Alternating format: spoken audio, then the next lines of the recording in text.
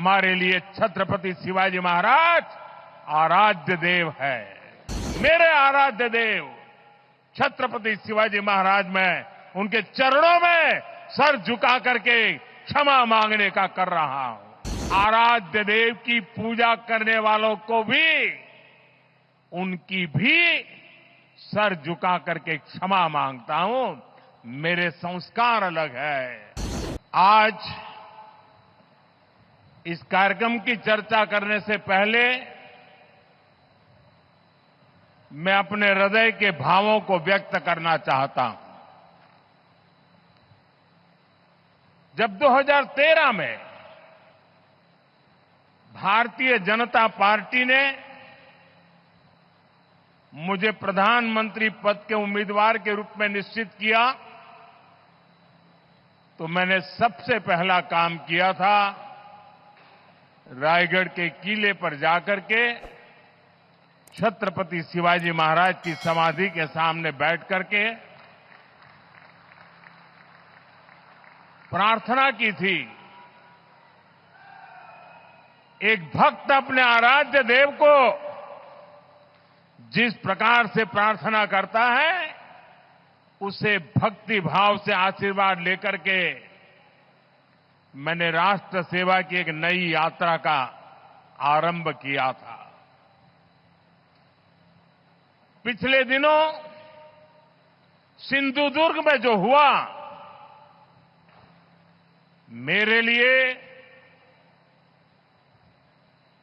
मेरे सभी साथियों के लिए छत्रपति शिवाजी महाराज ये सिर्फ नाम नहीं है।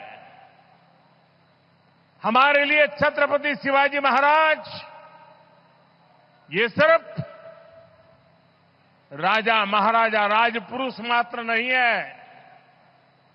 हमारे लिए छत्रपति शिवाजी महाराज आराध्य देव है।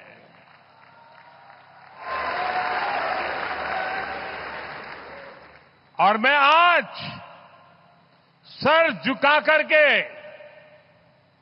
मेरे आराध्य देव छत्रपति शिवाजी महाराज की, उनके चरणों में मस्तक रख के माफी मांगता हूं।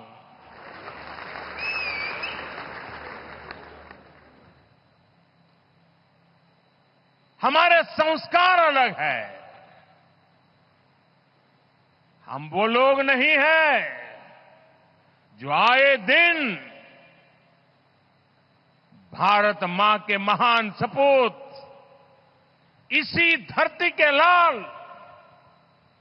वीर सावरकर को अनाप शनाप गालियां देते रहते हैं, अपमानित करते रहते हैं, देशभक्तों की भावनाओं को कुचलते हैं। उसके बावजूद भी वीर सावरकर को गालियां देने के बावजूद भी माफी मांगने को जो तैयार नहीं है,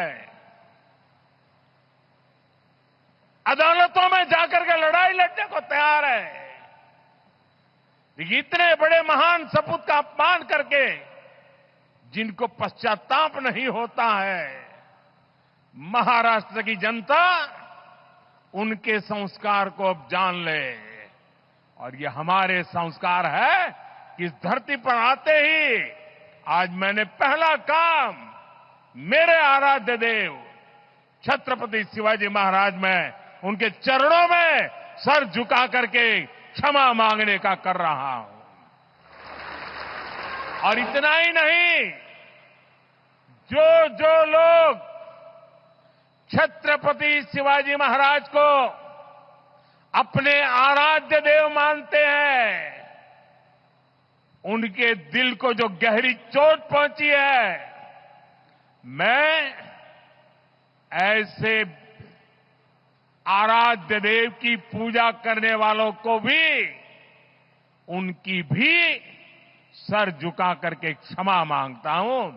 मेरे संस्कार अलग है। हमारे लिए हमारे आराध्य देव से बड़ा कुछ नहीं।